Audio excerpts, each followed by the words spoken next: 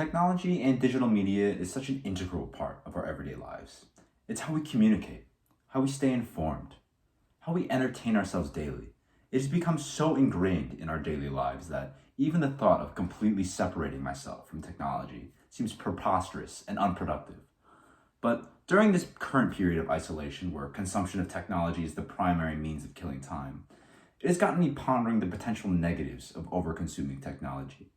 Now, I have a little cousin in first grade that's been staying with my family during this pandemic, and his schooling has been completely moved to digital learning using Zoom.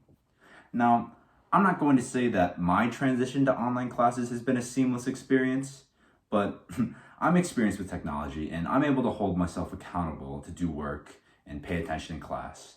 But schooling for my little cousin has been a complete nightmare.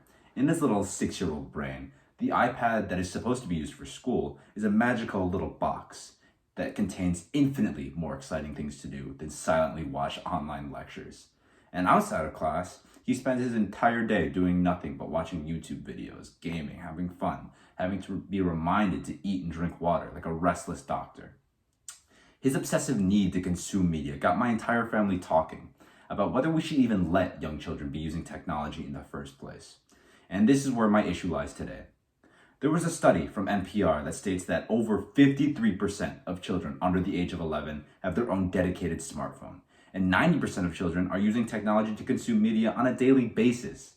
This sudden surge in young people constantly having access to digital media has also seen a dramatic increase in diagnoses of children with attention deficit disorders. However, because society has such a growing need for technology in our everyday lives, it finds its way into the classroom setting, where the methods of teaching have remained relatively stagnant prior to the implementation of technology.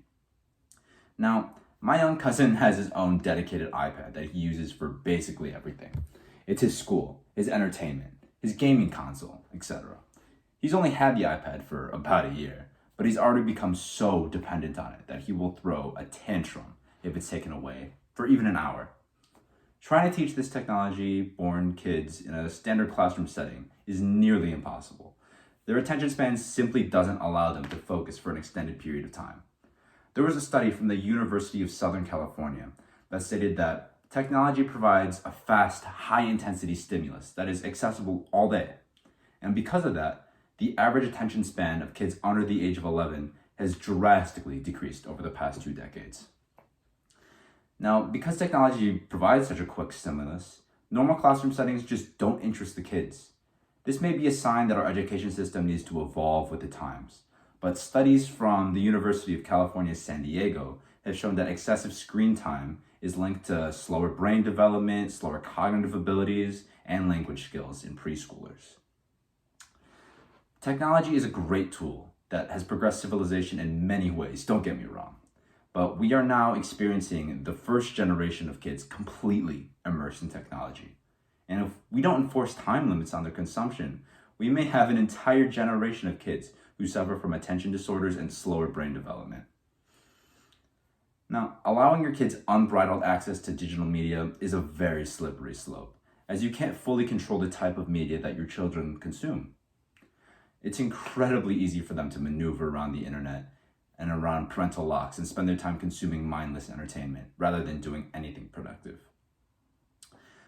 Studies show that setting limits on screen time and controlling the type of content that your children can interact with allows them to experience the stimulation of technology while still maintaining their brain development.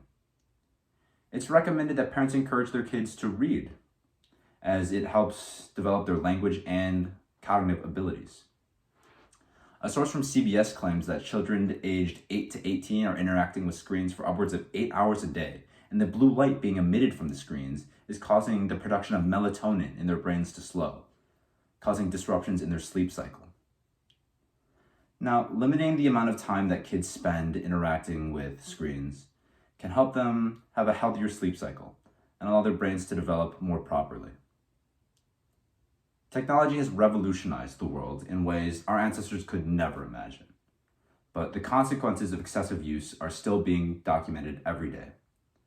We are witnessing the first generation of kids whose entire lives have been surrounded by technology, and it's our responsibility to evolve the methods at which we teach so it's able to captivate the attention of kids who are wired much faster than our own. Thank you.